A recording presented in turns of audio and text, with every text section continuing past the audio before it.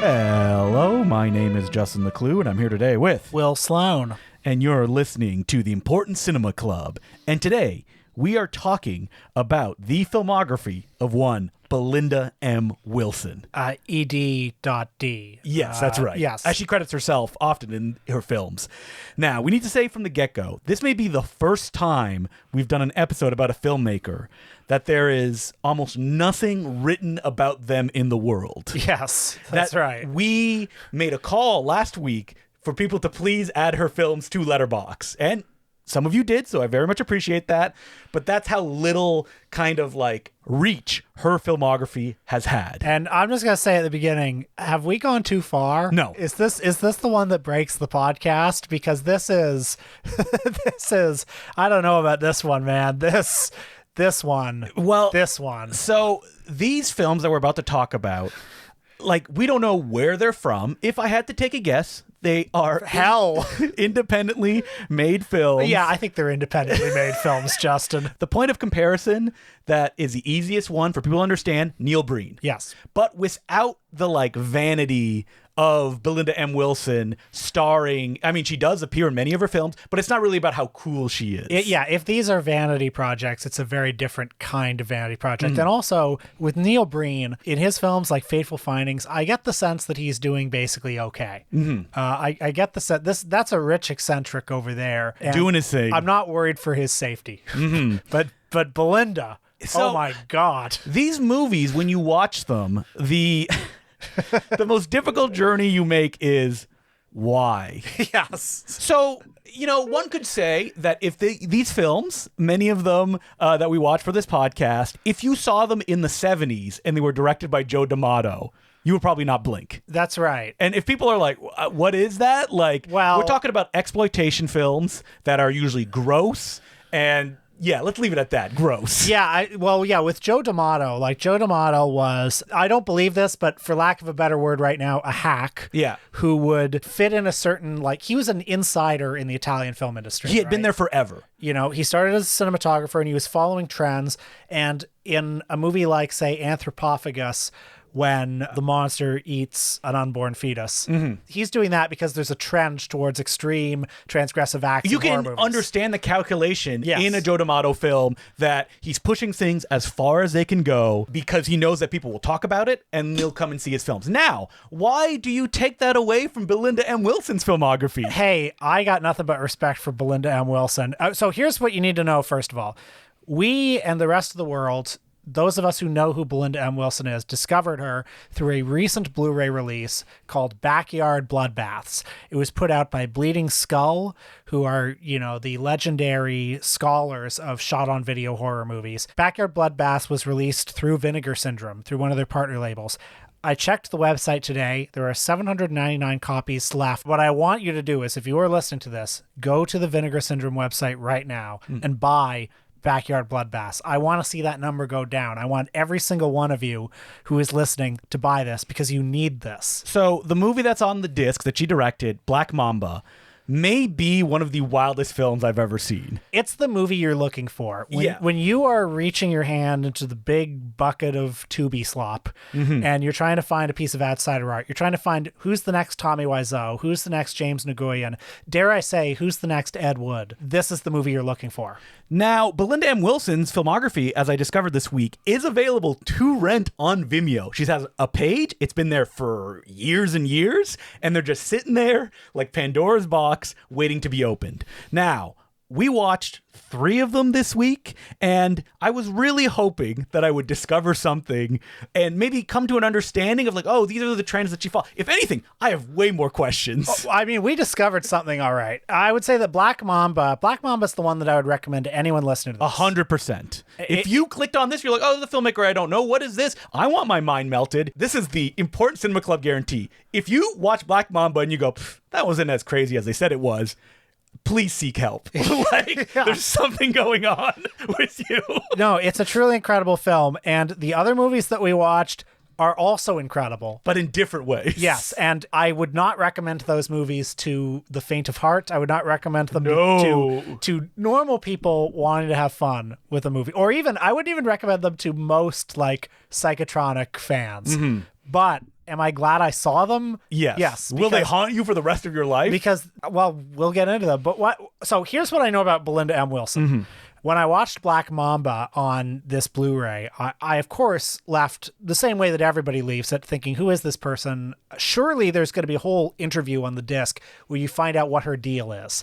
And no, there's a 3-minute introduction with Belinda M. Wilson, who seems like a very normal middle-aged woman. And her introduction seems to lead into a fairly normal film. That she's like, oh, I wanted to write it as a novel. This is based on someone that I knew. And you're like, wait, take a step back with that one. So that's weird. She seems to imply that Black Mamba is real. Yes.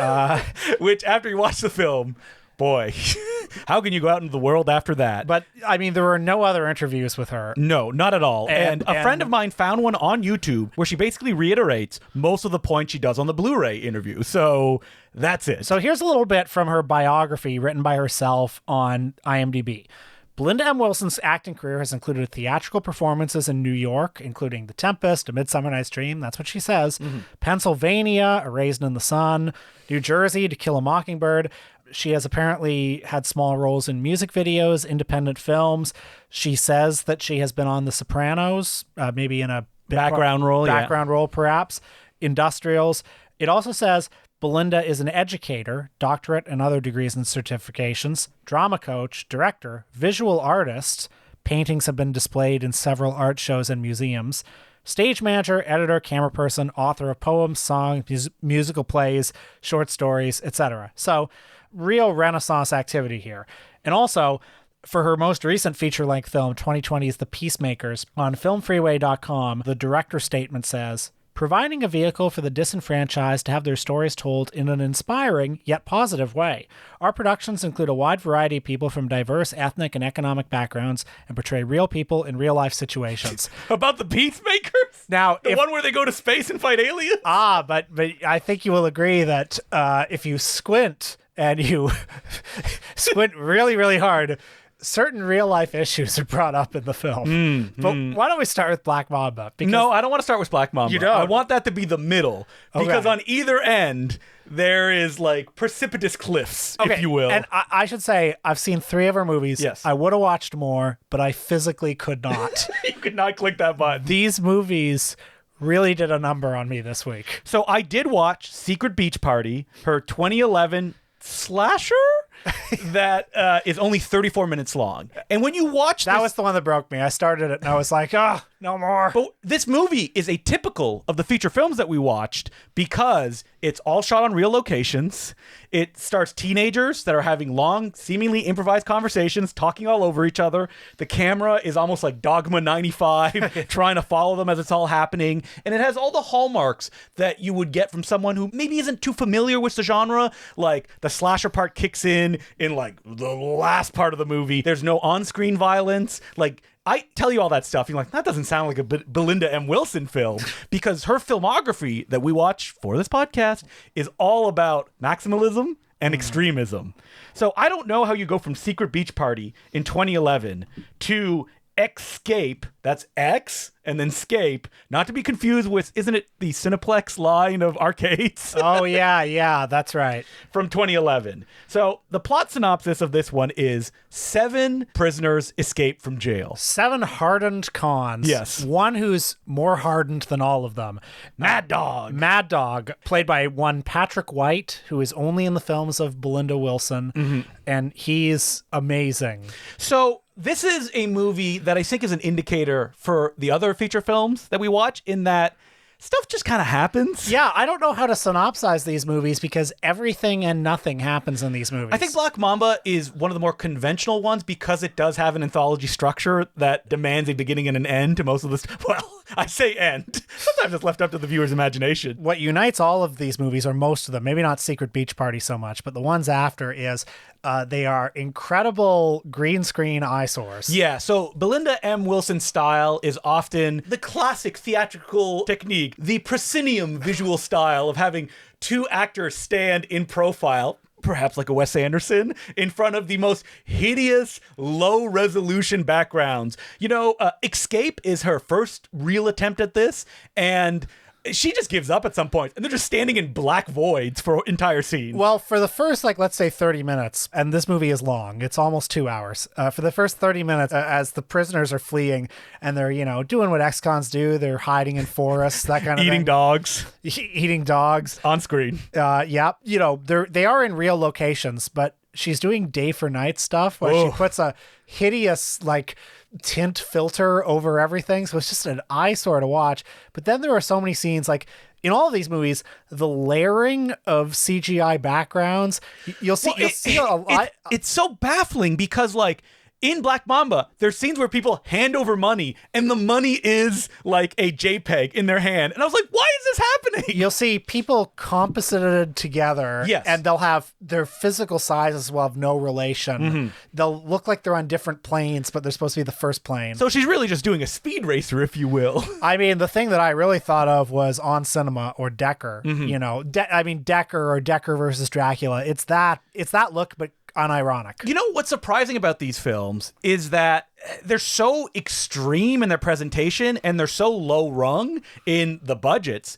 And I mean this in the nicest way, is that you would expect them to come from a moralistic perspective. Yes. These do have the vibe of the classic exploitation film, If Footmen Tire, What Will Horses Do?, where they present in that film a whole bunch of like graphic violence, but then couch it in a kind of moral lesson, even though the filmmakers, they don't believe in that moral lesson. They just want to sell the movie. Well, some of these movies put me in mind a little bit of like Tyler Perry, in the sense that like Tyler Perry is inept as a visual storyteller, but as a storyteller, he at times kind of explodes the form. There are all these like clashing tones. They're, heavy duty slapstick with heavy duty melodrama. So like what we love about Hong Kong films. Yes, sure. But also like a lot of moralism, there'll be a plot about like, oh, somebody has substance abuse, somebody's in an abusive relationship. But then here's Medea, and Medea's being wacky. And these movies are a bit like that, where there's just all these plots, many of which pinching at some current socio-political issue. Mm-hmm.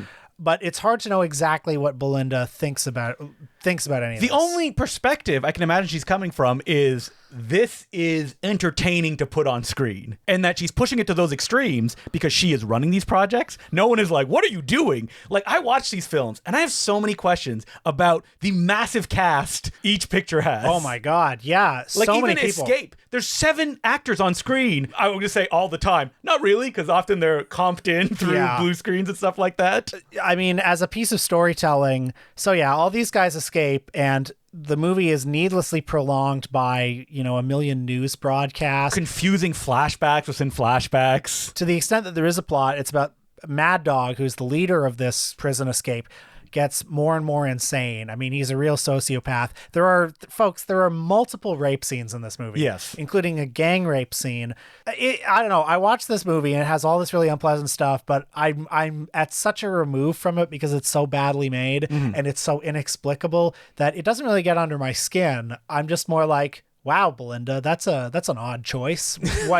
Why? You say badly made, but maybe this was her intent all the time, to create a disconnect in the visual style versus the acts that are happening on screen. One definitely wonders the extent to which she's self-aware, because especially when you get to Black Mamba, it's so full of crazy stuff. I saw on her official website, Tapestry Entertainment. Yeah, Tapestry. Not one of the fan websites of Belinda M. Wilson. Exactly. On that one, she did a women in prison film, the title of which escapes me right now. It's called Women's Playground. Well, on her website, it says destined to be a cult classic, or has elements of a cult classic or something like that, which makes me think she knows that there are certain exploitable elements in these films. But, I mean, she just pushes them so far. Yeah, and it's a bizarre wielding of these elements. Like, Escape starts with the logo of the film and the prisoners escaping in the logo, like a Will Eisner title card. Yeah. That is genuinely inventive in the way that it's presented. That said, I don't think she has a great visual eye, in the same way that you were saying that her films are consistently these proscenium style master shots of people standing next to each other having conversations. A lot of her films are quite action packed, but not in a way that's even remotely exciting, because it'll be these static shots of people firing guns or something. You know, she doesn't build tension through like editing and composition. Well, I think that what I would say about Belinda is that she has a lot of ideas. Yes. And that she will let nothing stop her from putting them in her films. So that like lack of flow or, you know, the conventional storytelling techniques that you would expect make them interesting in the way that they're presented, even though that like Escape is never one I would recommend to someone. This is like advanced Belinda studies. Yeah. The one that I would recommend is the first one I saw by her, Black Mamba, and you can watch 3 minutes of this film, because this is the thing about Belinda is that there's never a sense of escalation to any of the stories that she's telling. It's just like, I have this idea, here, we're gonna show it on screen. Right, and that's what makes some of these movies, like even Black Mamba, it's what, 105 minutes? Yeah. You will feel the 105 minutes, but at the same time, you will never be bored. So the plot of Black Mamba is that Belinda M. Wilson plays the real-life Black Mamba, according to her, family member that she knows, a cousin. It's set in, you know, an every suburb. It's just a house somewhere, and she is a voodoo witch doctor who people in the neighborhood come to with their problems, and she gives them a potion or a spell or whatever to help solve their problems. But in every single case, it's a monkey's paw wish that ruins their life. Now, you'd think that word would get around, but people go to Black... They keep doing it. They keep giving her money to do it as well. People go to Black Mamba as a last resort, basically. And so the film opens with Black Mamba in her sanctuary, which you will see very often. And right away, there are multiple things on the walls. They're blinking. There's like weird potions that are bubbling. There's ghosts that are flying all over the place. And the inciting incident is 2 teens go and break her front door. And this is achieved through a CGI, like Action Essentials 2 of the window with the loudest sound effect that you've ever heard. And then the teens scream, "Oh no!" And their faces morph into a practical face that's on Black Mamba's door, where they are trapped for the rest of the movie, never to be spoken of again. Yeah, like the trolls in Ernest Scared Stupid. Followed by a preacher who shows up on her door and angers her, and then he goes to hell, where he is chased by a practical monster man with a gigantic penis. The movie hasn't even started yet. No, the film has not started yet. And it hasn't even peaked yet, because there are 4 stories. I think the first story is the best. They're all good. The first story is the best. It's about a couple that's having trouble conceiving.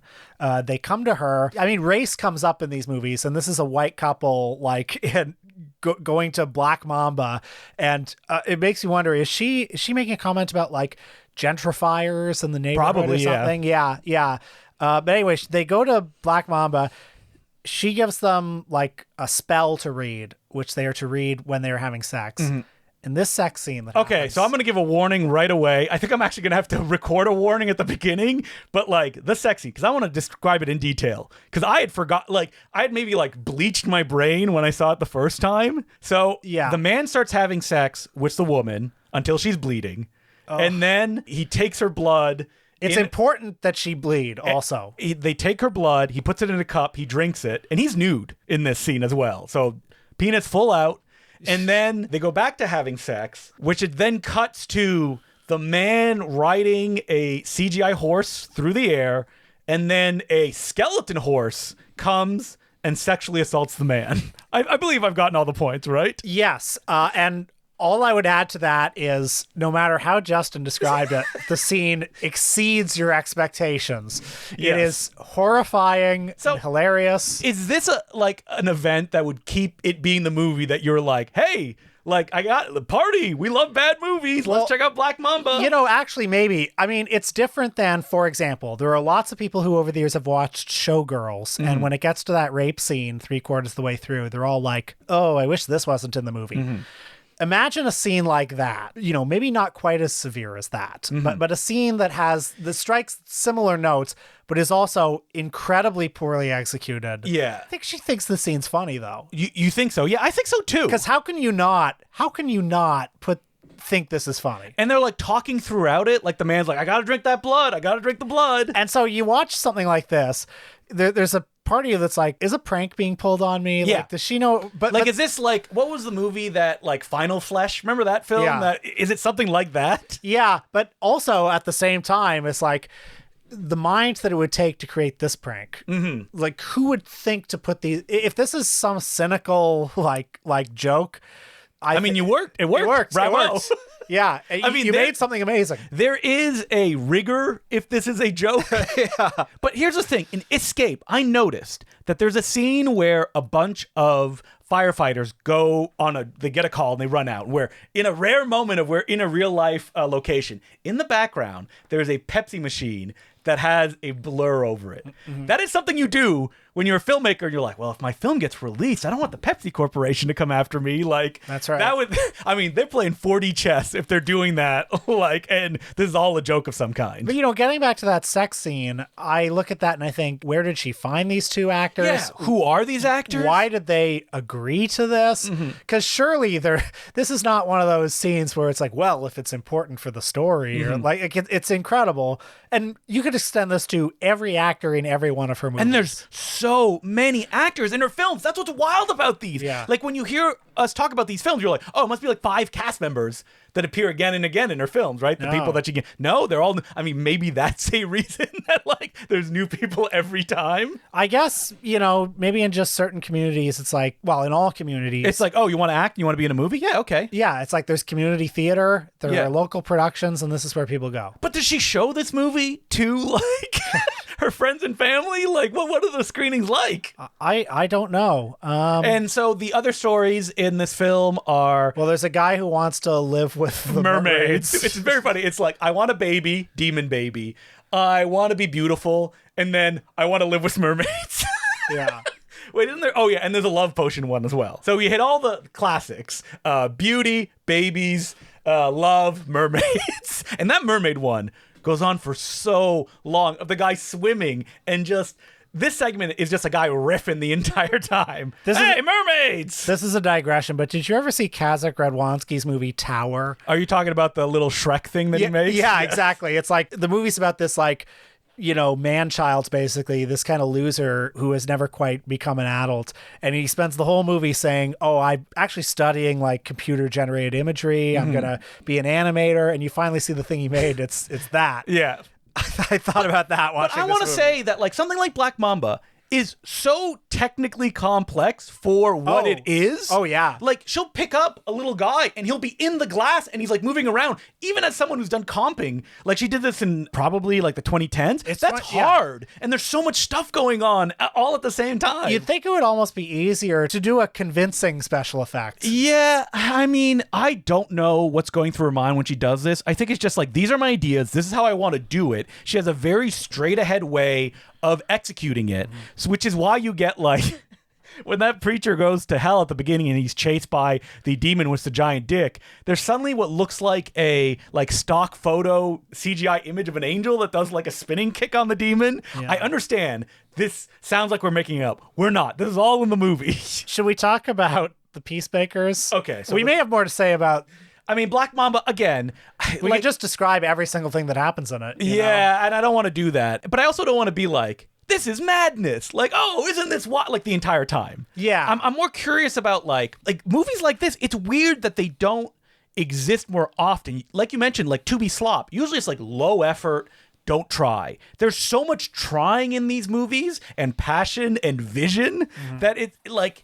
It's so rare that you get this, especially that she, like, you would expect it's one and done. Like, she did it, it's out, but she did not stop making movies. She kept pumping them out. Yeah, and I mean, there's no shortage of low-budget movies that are cynically made. No shortage of low-budget movies that are so bad they're good, wannabe kind of things, like Sharknado type stuff. Like, they're making jokes. Yeah, and this doesn't fit into any known paradigm. But, like, Black Mamba, like, there's jokes in it. Yeah, like, she's laughing throughout it. And I think that there's joy in like the tortures that are being put upon all the like people that step into Black Mamba's past, to the point that like Black Mamba herself is like rolling her eyes and like laughing about what she's about to do. Now the Peacemakers from 2020, I believe her most recent feature-length film, this is the one that almost killed me. Yes. Although, so I wouldn't tell people not to watch it necessarily.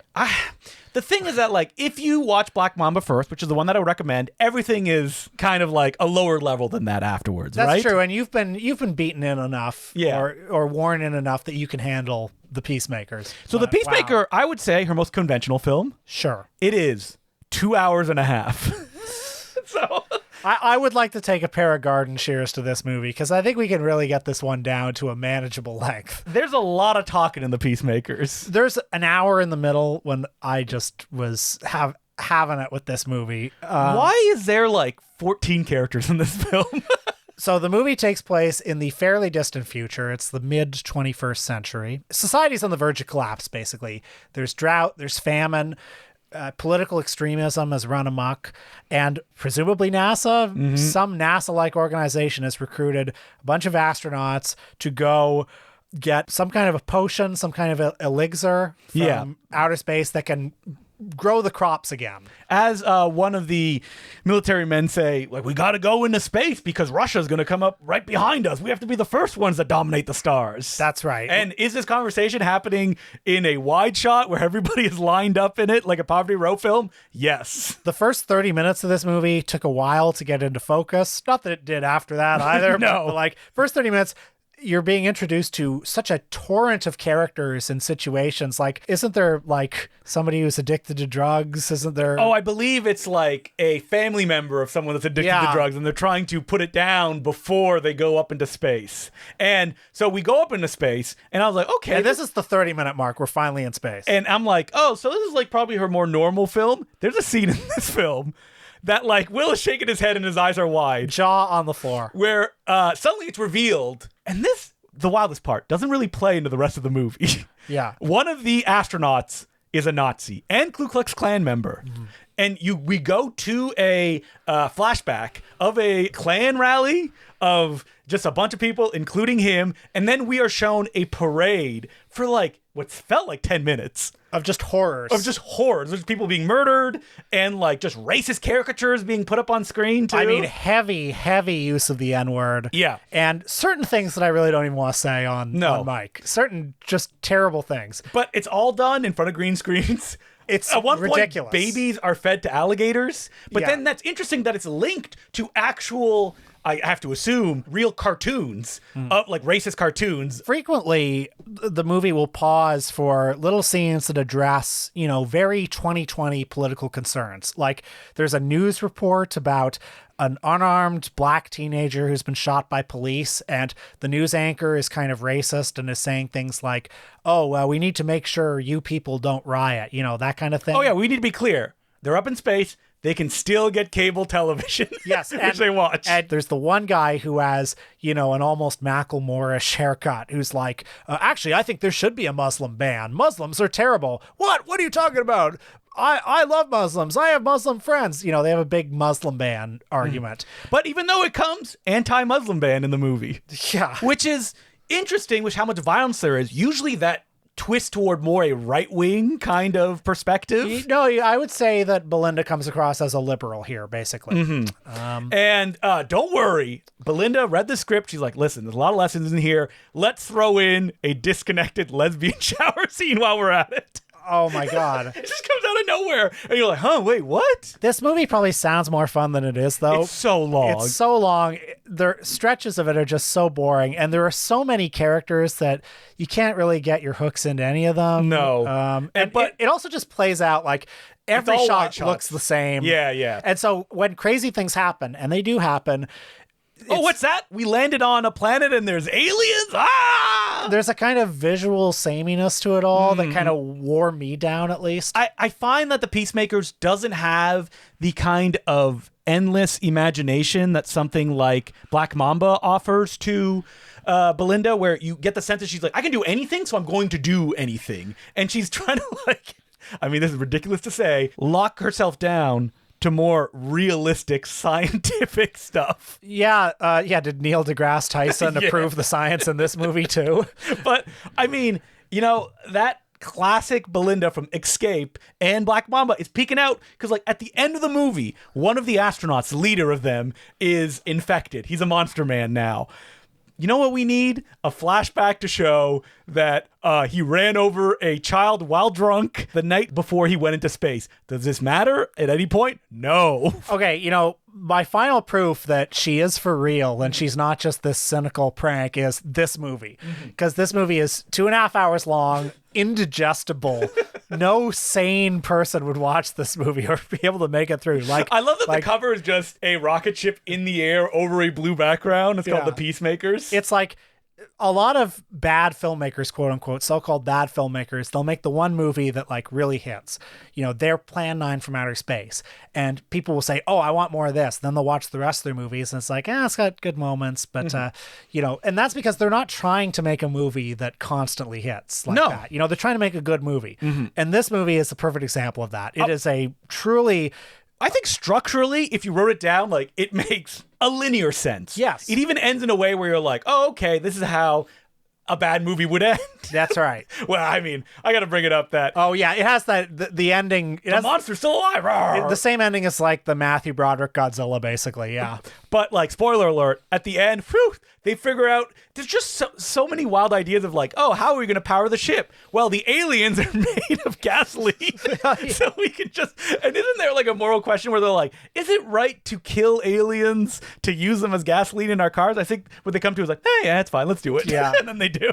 Yeah, no, it's a film of ideas for sure. So, again, all of these films are available on Vimeo for your rental or purchasing needs. But I would recommend get the Vinegar Syndrome Blu-ray. Yeah. Just because you're going to want to come to someone's house who has a Blu-ray player, so that one friend you know, and be like, you need to see this. Do you think Belinda's going to hear this? I mean, I hope not. We have often found that if you're talking about somebody who's less famous than Tom Cruise, they do hear these things. And Belinda Wilson, if you were hearing this, I would just say, I'm very curious and I'd love to talk to you. Yes. I have to say that I love Black Mamba and all of the work that you've done. Yes. So thank you very much. I'm trying to figure it out. For gifting this tour. I think, you know, if I had to take a guess, it's probably not that complicated. That it's just like, oh, this is just like extremes that I like putting, like, doesn't this make something commercial or interesting to watch? And that's what it is at the end of the day. Maybe. Yeah. There's no bigger like thing to evaluate. But nobody would put these elements in this order. No, and never this far, I don't think. Yeah. So, as per usual, you can send us letters at importantcinemaclubpodcast@gmail.com. And our first letter is from April Itmansky. And it says, would you consider doing an episode about Miranda July? Not even a hello in there. Miranda July. Well, I saw Me and You and Everyone We Know back when it came out, big, you know? And I haven't thought about it once since. Are you a Miranda July fan at all? I don't think I would say I was a fan. I did see... Maybe not her last film, but her before last film. She's interesting as a filmmaker is that she's mostly a visual artist, I believe. And filmmaking is kind of like a side thing she does here or there. Yeah, potentially interesting for that reason, I would say. I think if we approached it with folding in whatever her most popular visual art is and how does it like speak to the films that she makes, I would be very interested in that. Well, thank you, April, for the very straight ahead email. I have another letter here from Jeremy, and he says, hey, Justin, Will, just caught up with an animated French sci-fi movie called Mars Express. This is Justin speaking. I did see it a couple years ago. I liked it very much.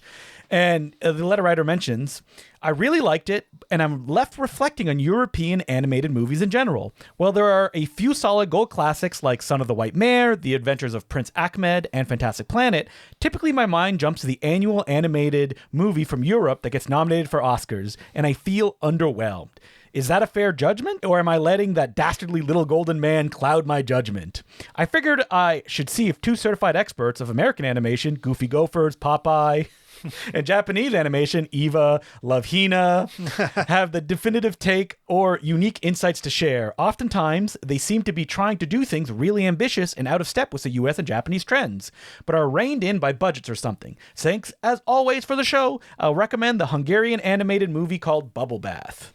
Did you just watch Allegro non Troppo? Yeah, which was the Italian parody of Fantasia that came out in the 70s. Have you ever seen that one? Yes, a long time ago. Yeah, it's fantastic. That was a woof woof Cult Flicks and Trash Picks entry that I remember seeing and being like, I gotta check this out. I mean, that's one that's very much in the shadow of American animation. Like, it's a direct response to American animation, which I feel like American cultural hegemony is just so strong that a lot of the great foreign animated films kind of are responses to American films. I'll be honest, I'm not that familiar with European animation, and there's a lot of it. I think maybe it's because it exists in short film form, and that's not usually what I go towards. I'm always more interested in features or things like that.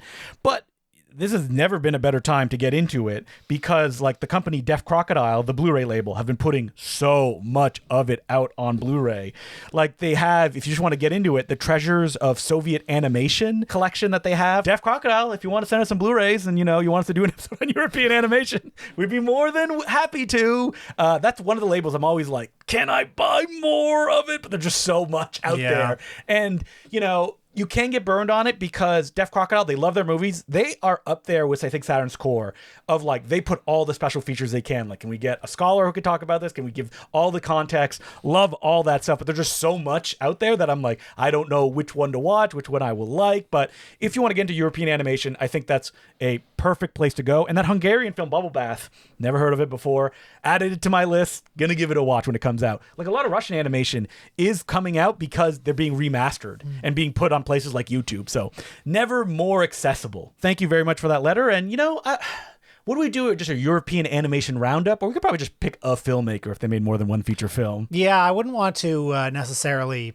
Well, I mean, maybe I would. Would it be oversimplifying to do movies from like France and Italy and this or that? Triplets of Belleville, right? That's right. The French animation. We have another letter here that's very brief, but it says Mark Cousins. And the letter goes, learned who Mark Cousins is from you guys, and then he showed up at my workplace. And then there's a photo of him. Oh, there he is. Mark Cousins is, of course, the Scottish film critic who made the documentary series, The Story of Film. And you know what's wild about him is that he kind of sounds like me doing this podcast in day to day. He's like, hey, how's it going? It's me, Mark Cousins. But then when he records, he's like, and today I can't do a Mark Cousins, can you? Silent film was like the bubble. Exactly. And I've said many a times that I really like story of films until it gets the sound. Yes, basically. No, I agree. I would go all the way till about the 60s. Yeah, probably the 60s, because there's a lot of stuff that, like, he's making connections you wouldn't realize before. Very interesting. But then stuff. it's like, wow, you do love Baz Luhrmann. I mean... And then in Franco's Spain, something new came along, something innovative, something that was a kick in the balls to fascism. So thank you very much for that photo of Mark Cousins, and I'm glad we could teach you about him, which I feel like every Film 101, they're throwing that story of film book at the Probably, students, right? yeah.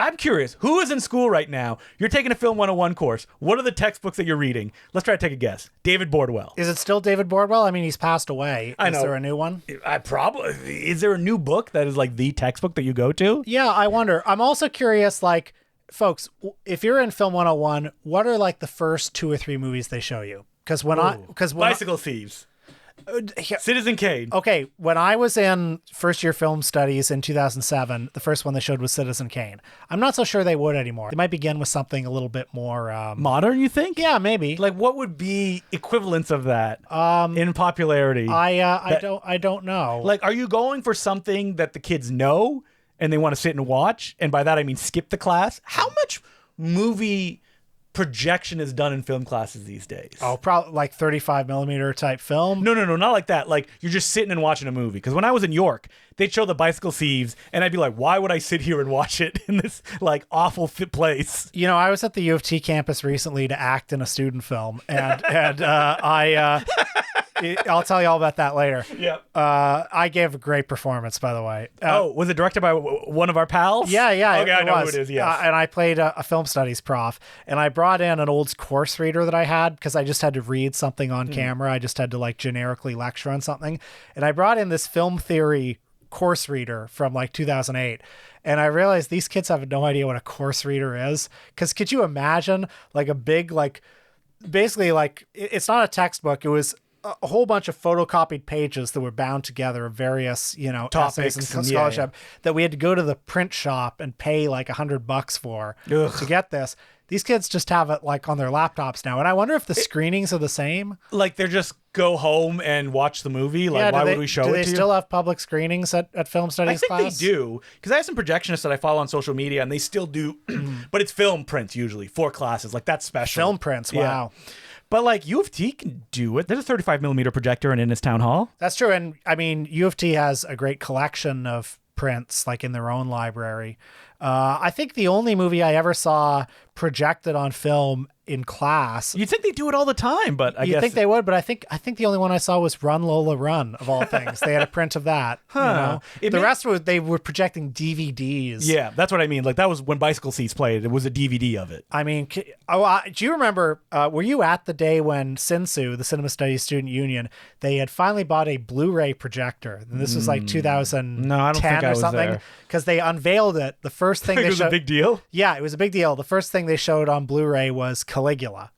So were you at that I screening? was at the Caligula screen. Okay, Yes, 'cause I was that- in the front row of that screen. I didn't know it was a big, like, we got a Blu-ray projector. It was their first. Why would it be that big a Blu-ray. deal? You just plug in the Blu-ray to... I know. Well, and the Cinema Studies Student Union up to that point was only showing 35 millimeter prints in their like Free Friday films. It was amazing. Well, that Bend It Like Beckham DVD or Blu-ray is not very 35 millimeter print. It's not accessible. Can I just rhapsodize for a moment about like 2007, 2008 at the Free Friday film screenings? Some of the stuff I saw there is like Boogie Nights, Yes. Casino. It's crazy. Like there was one night they did, Cries and Whispers and Autumn Sonata the same night, both on 35 millimeter. And I thought to myself, I'm not going to go to that. Yeah, I remember when they showed two Melville films. I think it was Les Doulots and The Red Circle, Le Cercle Rouge. Le Cercle Rouge. Because back then in 2007, you just assumed things were And I shown was like, on film. I'll just show up halfway through one of them and then watch the next one like it was a grindhouse. Yeah. Well, I remember Peter has talked about this. Like they had a print budget that they had to use up. So they're shipping them in from everywhere just to get that. And that was eliminated a long time ago. Boy, I bet. Watching movies projected on DVDs in class in 2007 sucked. Yeah, the worst. And especially, 9 in the morning. Door opening, Oh. shining light all over the screen. They thankfully fixed that at Innis College now. Okay. That doesn't happen anymore. But at the time, anytime anyone would leave Yeah. to go to the bathroom, to go for a smoke, for something, it would just, for like 10 seconds, the screen would be whited out. And you'd be there watching, Persona at the 9 a.m. screening on a shit DVD. Would you sit and watch the movies? There was a puff of smoke where I was once those movies started playing. Maybe half the time I did, Okay. to be honest. But I wasn't going to be like, I remember I took a class, it was like American Popular Film, and I mean, that class was a joke. Yeah. It was such a bird course. There was one week where it was like about Bill Murray, and it's like, I'm not watching Groundhog Day. I've seen Groundhog Day. I'm not sitting here watching Platoon. But Like, maybe they'll open it up and make you understand it in a way that you never have before. Probably not, though. No, I don't think so. At Innis Town Hall, what is the screening room that's upstairs on the second floor? That one's very nice. I like for that. like projecting Blu-rays or digital stuff. Yeah. And that one did the stuff that all theaters should do, which is that there's a hallway leading into, or there's two doors, so light can't shine at the screen. Oh, in my Chinese cinema class in fourth year, they played Chungking Express on 35 millimeter. That's fun. At one of those small theaters. Did I That's see not Chungking bad. Express on 35? I feel like I did somewhere at Innis Town Hall. Yeah. And now, I will say that probably the person, I'm going to take a guess, that directed you in that short, he's one of the programmers, and they do lots of weird stuff. They do now. great stuff, yeah. So love it. Look at the schedule if you're in Toronto or whatever's playing for free at Innis Town Hall. As per usual, you can send us letters at importantcinemaclubpodcast@gmail.com.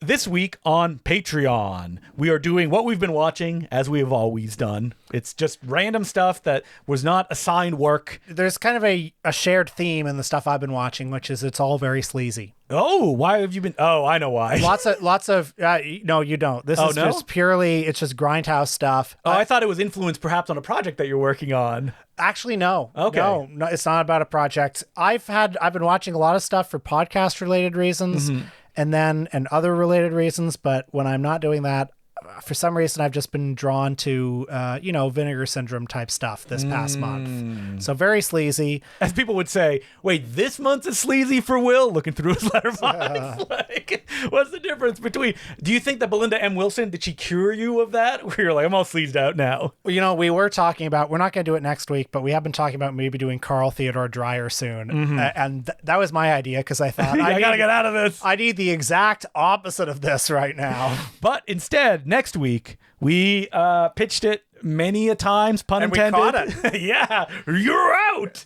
Me and Will are doing a baseball episode. Now, are we going to try to do what we talked about and just record it at the baseball game? Because me and Will are going to the baseball game. Toronto versus the Colorado Rockies, which is the second series that the Blue Jays are playing, I believe. I think maybe we should... We're up in the 500s. So I don't think we should record it at the game, but maybe we should record part of it at the game. Like you should pull out your phone and one of the movies. Yeah, we can just do it. One of the movies, we'll do it at the game. Because there's maybe perhaps a little bit of downtime. At a baseball game? Yeah. So that's what we're doing next week. Baseball movies. I know we're going to do Pride of the Yankees. Probably Bull Durham. Bull Durham, a movie that I haven't seen in probably 20 years. And we will also be watching, listen, it can't just be American baseball, even though, it's the sport is it still the national pastime, baseball, or is football dominated that? I believe, I don't know who certifies these things, but I believe baseball is officially America's national pastime. Mm-hmm. Just like Archie Comics, it says the official comic book of Christmas. And then I look at the Halloween issue, it says the official comic book of Halloween. I'm like, wait a minute. You can't just make that statement on everything. But they can. I know. No one's going to stop him. Archie's too powerful. So we will also be watching the Japanese film Dynamite Don Don, directed by, I'm going to say his name wrong, Kihachi Okamoto, who... people may know as the filmmaker of such pictures as Sword of Doom and Kill. Dynamite Don Don. Yep. If people want to watch the film, just maybe slip into the Discord, patreon.com/theimportantcinema-club. I have no control. If someone shares it, I can't help it. Yep. So this is a film that currently on Letterboxd has 228 logs. But I've seen it, and it's super fun. Basically, Yakuzas end up playing baseball. And it's one of those movies where you hear that premise, it's like, it'll be a joke. No, they play baseball for a long time at the end. So that's what we're doing next week. It's the Important Cinema Club. Go to the ball game. Click. Strike, you're out. Oh no, Will, wild pitch. I'll explain all these terms to Will when we get there. I'll be like, Will, if they miss and it goes across the plate, that's a strike. 3 and you're out. Here's what I know. The guy who can't throw, you put him on second base because he doesn't have to throw too far in any direction. You want to know how I know that? You were on second base. I was on second base. Yeah, didn't it get revealed that you play baseball for way longer than I would have expected? Many years. As I a didn't kid. even make it out of T-ball, I don't think. No, I remember swinging in a whiff on some baseball pitches at some point. Maybe we'll get into this on the next episode. Mm-hmm. So until next week, my name's Justin Decloux. I'm Will Sloan. Thanks for listening.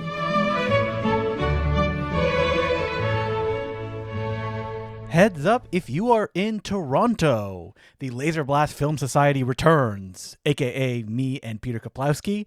For the National Canadian Film Day, we will be screening at the Scotiabank Theatre, April 15th, 2026 at 9:15 p.m.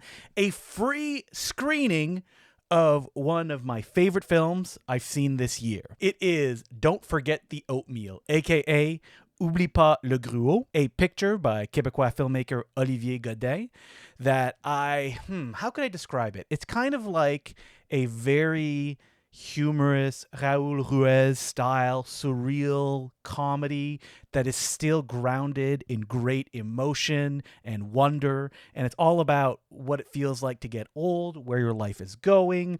Olivier Godin, I've heard, is a big fan of Moturn films, so take that as you will. And in this picture, which is not an action film, it does feature the last on-screen appearance of Dennis Rule, the director of Unlucky Stars, the co-star of Contour. I love the guy. I spoke to him for the release of Unlucky Stars, and I'm really happy to be able to host his final screen appearance. So don't delay, mark the date. Tickets are not available at the time of this recording, but they will come up and you'll be able to reserve them. April 15th, 2026, 9:15 p.m. Don't forget the oatmeal. The film is not out. I don't think there's any plans of it being distributed at this moment, so this is the only way you can see it.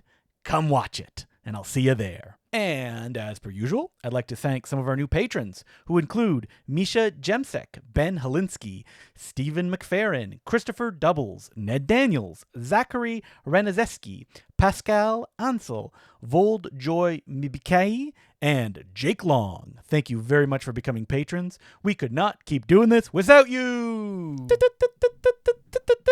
Oh, emergency broadcast coming in. It's the Blu-ray update for the Important Cinema Club. I've been accumulating Blu-rays. Have I been watching them, though? I don't know. I think, am I putting a pause on physical media purchases? I kind of want this to be the summer of experiences for me, where instead of like accumulating stuff, I like do things. And to do that, I think maybe an elimination of buying stuff may be in order. Not Golden Ninja Video Blu-rays, though. You guys should buy those because they'll be gone. You'll never get them. But I look at a lot of stuff that I purchase, and then I look around and go, could I have bought this a year later? And the answer is usually yes. Yeah.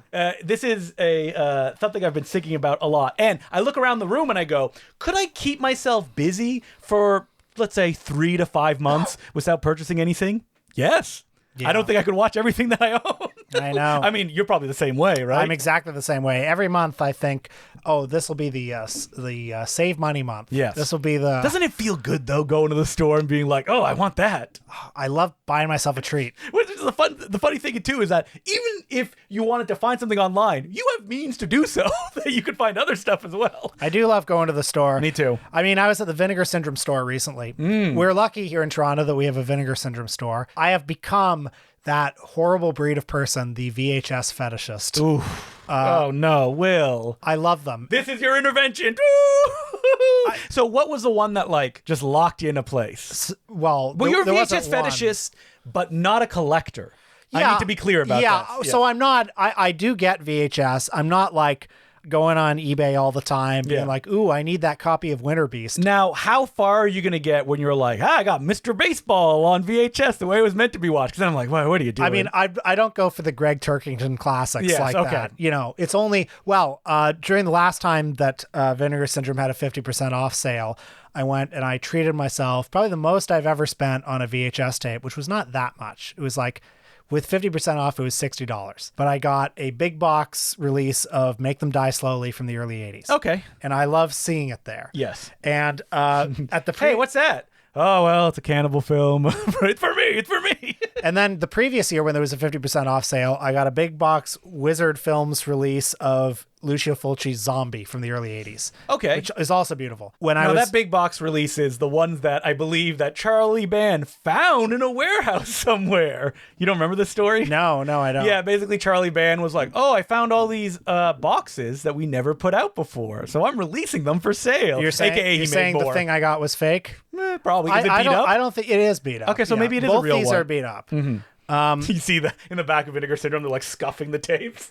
I mean, that's probably true. I mean, but you're never going to resell them. The same, it doesn't matter. It's not an investment. The same can be said also about most things. Now, you're a VHS fetishist, but those are collector tapes that you're getting, ones that you like to look at. When you said that, I thought it was because you like playing VHS. So I also do like playing VHSs. I like the way they look. I like the way they feel. I also like, I don't know, there's something in today's day and age. It's not connected to any fucking data, market research shit. People aren't tracking what I'm watching. You can say the same about DVDs too, honestly. But there's also something about the linear analog quality of VHS that I kind of like. I'm not here to tell you that it's a superior medium. No. It's not. No, it's definitely not. Although it does have certain textures of its own. And you would not trade everything you own for VHS copies of that. No. Although I will say, I've been enjoying Mystery Science Theater on VHS. That's the way it was meant to be watched. Well, yeah, because it looks better. If you got a tube TV, like I got a TV VCR, it actually looks better. I'm going to put locks on them, and that'll only play at like 2 or 4 a.m. in the morning, the way it would probably play back in the day. Okay, but the whole reason I brought this up is because I was at the Vinegar Syndrome store recently, and I saw on the shelf Catman in Lethal Track. Yeah. The Godfrey Ho film. Now, is it a Godfrey Ho film or is it a Thomas Tang film? This one's a Godfrey Ho film. Okay. And folks, Godfrey Ho. He's the cut and paste Hong Kong master, where he and his friends at IDF Films would take just lost and abandoned and forgotten films from all over Asia. Garbage, dregs, and would shoot ninja footage to splice throughout the film. So a movie like Ninja Terminator is the greatest example. But ninjas are not popular anymore. You know what's popular? Batman. That's right. Batman had just come out. Or, the kid picking it up, Catman. And so this movie, Catman in Lethal Track, most of it, I think, I haven't revisited it. Most of it's like a war movie that they bought from like Thailand. Yeah, that's usually what happens. Or Taiwan. Sometimes South Korea.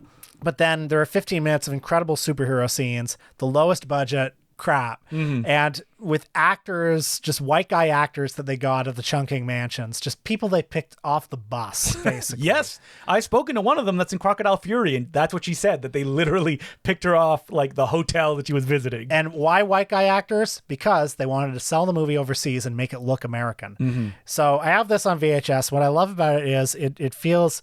It's an old copy from back in the day. There's the illusion, the aura, if you will, of authenticity, of like, man, this is from a time before these movies had been cult canonized, when they were just trapping unsuspecting shoppers into thinking they were watching the next Batman. So do you think there will be a nostalgia market for like Asylum DVDs in the future? Well, it hasn't happened yet. No, yeah. I mean, we've talked about it a lot when we talk about Godfrey Ho stuff. There's a textual quality to them. There's also, in some of that footage, an entertainment quality that Asylum does not deliver on, because that's the bare minimum with that kind of shit. But I mean, something could happen. Probably not with the Asylum films, because they're just that bad. Yeah. Right? They're not entertaining for the most part. Listen to our Asylum episode. I do my darndest to find entertainment in them. But there's a lot of, like, obviously there are a million Blu-ray releases of shot on video films that were dismissed as trash at the time, and time has given those films a new aesthetic. Like a textural quality to them. So I have not gone to the VHS world. Sometimes I'll get like weird VHSs, and then years later I'll just give them away to someone, because I'm like, I'm never going to watch these. It's not going to happen. Laserdiscs, though. You like Laserdiscs? Yes. See, I'm in such a like narrow area where it's like they can't be online. And there can't be a DVD release of them, and then they're on Laserdisc. Even though that, have I looked at Mrs. Doubtfire on Laserdisc? It did get a Big Fortis special edition. I did. No, I'm not doing it. Why would you want Mrs. Doubtfire on Laserdisc? So we can watch Mrs. Doubtfire on Laserdisc. That's the only reason I would do it. All right, sold. Yeah. Will it be a different viewing? We missed a theatrical screening the review did. I know. April Amansky went, and I was like, oh, I wanted to go there. We wanted to see Mrs. Doubtfire theatrically, and I hope we will someday, because we wanted to know, do people laugh? Guaranteed they do. But I saw The Grinch, and no one laughed. So, like... Makes sense. It's not funny. Yeah, exactly. The Jim Carrey Grinch. And so... So you've got a stack of Blu-rays that you've got. So for me, when it comes to buying Blu-rays... the perfect Blu-ray for me is one that I buy from an independent person online. Like, that is, I think, the sweet spot for me. Like, I've been to the Vinegar Syndrome store recently. I go to Base 3 Video. There's a lot of stuff coming out. I'm trying to put more and more blinders as time goes on. Although you've got a great stack right here, I gotta tell you. Yeah, well, this is a stack, not shame, but I think that the general perspective of, like, what attracts me to things. So, like, a big release of a movie I like, I'll probably be like, meh, I don't care. Even though that, like, this was a long conversation I had with myself, that MVD put out the 4K of Troy Hark's knockoff, the Van Damme film. Well, that's a great movie. I love, but I own the 88 Films Blu-ray. And I went, but I love, this is one of my favorite movies, and it has a new hour-long interview with Stephen E. D'Souza, the screenwriter of the film. So I'm like, what does he have to say about it? Will he be bagging on it? And I know I'm not going to see that anywhere else. No one's going to post this online. No one cares about that. So that is like the limiting thing. And of course, me and Will, if something we know is not available anywhere, even though we have access to better things, we want the thing that's not available. But so maybe I'll sell my 88 Films knockoff release, because all the special features are on here that are on there as well. So I see in the pile you've got a film from Radiance. I love Radiance. And Radiance is fast becoming one of my favorite companies. They're the best. They're what the Criterion Collection should be, actually. Yeah, they're the better Criterion Collection now. Like I see people post like Criterion Flash Sale, and I'm like, stop it. Don't buy any of their movies. Get out of there. Well, haven't you found that the Criterion... Hey, and God bless Criterion, all those movies are good. Yes. Haven't you found it's gotten a little bit middlebrow lately? I mean, it's always kind of been middlebrow. There'll always be like a really rare one that comes out. And that's great. Like when they put out like the Edward Yang movies a couple of months ago. But... yeah, that's really rare, Edward Yang. Okay, well, what's more rare than that? They did do that release of Marlon Riggs' film. We did an episode on him as well. That's true. But that is few and far between. And the thing about the Criterion... Geez, I'm back on my Criterion soapbox. You can listen to every week or every 2 weeks on the Base 3 Video podcast.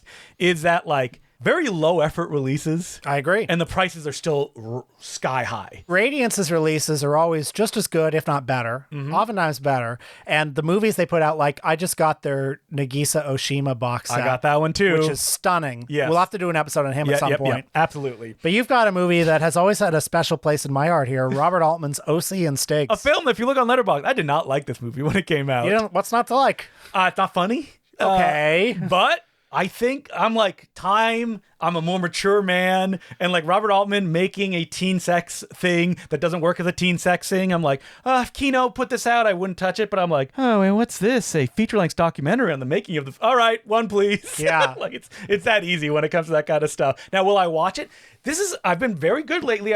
Stuff that have been on my shelf for years, I'll watch it and be like, no, I don't like this enough. And I'll go sell it or give it away. Yeah. So as long as I can do that, and I'm not like, I need to hold on to it. So the barrier I need to puncture through is watching all the things that I have on my shelf, especially if, as I said once to Will, maybe I should get rid of stuff that I have ironically on my shelf. And what was your response to that? You're like, what was my response? I have to very much change my life if I did that. Is there anything on your shelf right now that's ironic?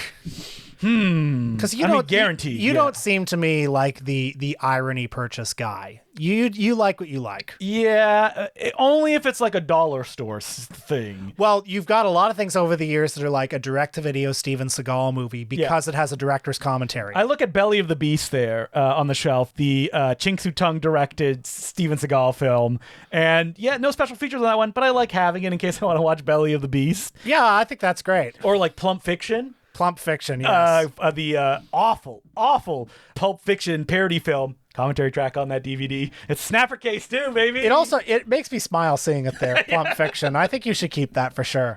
But if you look at my shelf, it's getting a little full again, but I had cleared it off a while that I could get to stuff. And now it's like visiting old friends. When I look at my shelf, I was like, oh yeah, I do have that film. Do you still have bins? Oh yeah, tons of bins. Mm-hmm. But I've gotten rid of, like at Christmas, I gave basically for $5 you could buy anything that was on the table. Because I'm like, get rid of it. I don't want it. Yeah. It does get to a point though of like, how do I get rid of stuff? I've brought stuff to physical media stores and they don't even really know what some of the stuff is because there's just so much out there now. Mm-hmm. So they're like, is this out of print? And it's like, yeah.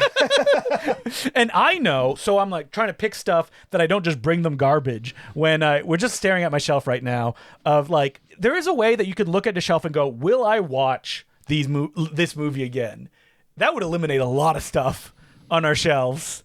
If you went through that thing, even though I'm looking at all the ones that are facing out towards me, and this is all things I probably watch again. Passion of Carol, the Platinum Elite version, which is not the one that Vinegar Syndrome put out, but the one that Distribpix did on DVD, which has a really fun little booklet in it. I ain't getting rid of that. That could probably go in storage. Wouldn't you want that around for Christmas? Yeah, so I could just reach for it when the feeling gets us. But like one that I bought recently that when I was going to the counter, Mark was like, why are you buying this? You don't like this movie. He said it much nicer, is Edgar Wright's The Running Man. And yeah, why did you get that? Because I love special features where the people are either like disconnected from the reaction of the movie and how do they talk about it within that context. So have you heard his director's commentary yet? Indeed I have. Has the movie come out yet? No, it has not. Wow. And you can tell it's him and Glenn Powell. Wow. And they're talking about like the movie that they made. And when's the last time an A-list movie star sat down for a commentary? Yeah, maybe Glenn Powell's like the last one when it comes to that kind of stuff. Robin Hood, Prince of Thieves, but the 2-disc DVD edition is sitting on my shelf. Does Kevin do commentary? Does Kevin do commentary? Costner, that is, not Reynolds. I know Reynolds does. But I think they were on the outs by the time like that DVD came out because they had such big Rain of Fire on DVD. Have you dug into the special features on your Arrow release of The Mask? No. I am disgusted by it being on the shelf. So you can tell where it is. It's not in the right alphabetical place, which means I was probably just moving stuff. It's something that I hate when I look at someone's shelf. It's still in its wrapping. I know, but I've got some of those. I'm going to jump into it and definitely explore as much. I just see 2 Curse of the Zodiac movies by Uli Lamel. I got to pick those up. Those are for Mark Hansen. I got them for a friend. Not that I want them. O.C. and Stiggs. I'll watch it. Hope to love it. Hope to like put it back on the shelf and be like, I'll be returning to this one day. And then I did want to talk about Error 444. Do you have any of their releases? I've got several of their releases. In fact, I got the one you're holding right now. It is Challenge of the Lady Ninja, directed by patron saint of the podcast, Lee So-nam. Lee So-nam, director of Fist of Fury Part 2, Superior film. A great man. Now, I want to talk about this packaging because I think it is what I want from a box of Blu-ray stuff. First off, hard box. It's got the original art on one side. It's got new art on the other. Mm-hmm. That's what I want. You crack it open. It's got, cards fall out. And I go, oh, no, not the... I'm very anti-postcard, but I am a fan of recreations of vintage lobby cards if they're interested. This is so beautiful. And they also got original art by a famous Japanese manga artist as the slipcase of the disc as well, including, is this OG art? I think there's so much different art on each like version of the disc that you get. And then to say nothing of the special features, including a commentary by Mr. Justin Decloux. I did. And Dylan Chung. It was a super fun commentary. And the poster of that comes with the film, usually I'm like, I don't need the new art on the poster. But what I love that they did here is it looks like they got like the star of the film in like a bikini photo. Oh, this is like, it's like a cheesecake pictorial. Justin is unfurling this incredible poster. So I love kind of like weird gimmick stuff like that, because most posters that I get with Blu-rays, I'm like, I'm never going to put that up, so I don't really need it. If the Blu-ray isn't like $10 more because of this stuff, yeah, I'll take it. Yeah, I got this, and I got Error 444's release of the classic Hong Kong Category 3 film Red to Kill, a movie that I saw for the first and only time when I was in undergrad. I rented a VHS tape from Suspect Video because back in the day, a lot of those movies you can only see on fuzzy, smeary VHS tapes that have been watched 500 times. Yeah. And now they're all beautiful. They're all stunning. They're all restored. I gotta say, I'm very excited because I know they haven't made announcements, but Error 44 has for years had, they talked about a little bit of it, Taiwanese films in the chamber, and they're going all in of like interviewing the directors, the stars who haven't spoken in decades. So they're doing it right. Taiwanese genre cinema. It's the next big thing. Check it out. When I was doing it on Gold Ninja Video, like no one was doing it. Now everybody's doing it. And Are please, you the trendsetter? Maybe, but I will just say I'm not releasing anymore. I can't do it. All these companies, they're like reaching the people who say they own the film, so it's like you can't compete with any of that. No. So none of Gold Ninja. Now only Charlie Chaplin imitators from Gold Ninja Video. Yes, sooner or later.